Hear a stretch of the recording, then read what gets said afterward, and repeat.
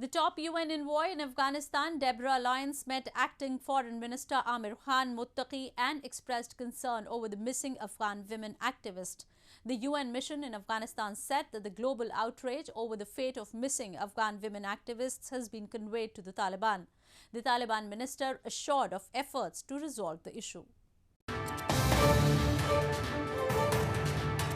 The United Nations Secretary-General's Special Envoy to Afghanistan, Deborah Lyons, held a meeting with Acting Foreign Minister Amir Khan Muttaqi over the fate of missing Afghan women activists in the country.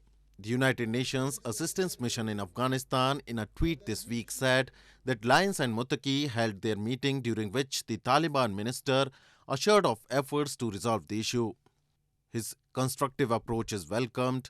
UN continues to engage Taliban to support welfare and rights of all Afghans, it added. This came as the UN Secretary-General Antonio Guterres, in a tweet, also voiced concerns over the status of missing women.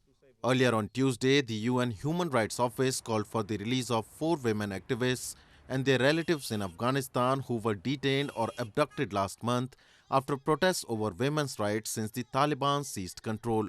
The OHCHR said there was no news about the whereabouts of the 4 women who it said reportedly took part in protest on women's rights on January 16. Liz Throssell, an OHCHR spokesperson, said it was unclear who had taken the women and noted Taliban officials had denied involvement.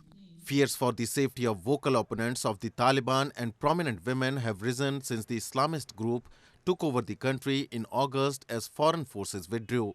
Many civil society and women's rights activists fled the country. The Taliban says that they have an amnesty for any previous opponents and that they respect women's rights in line with Islamic law and customs, but many human rights advocates and foreign diplomats remain skeptical.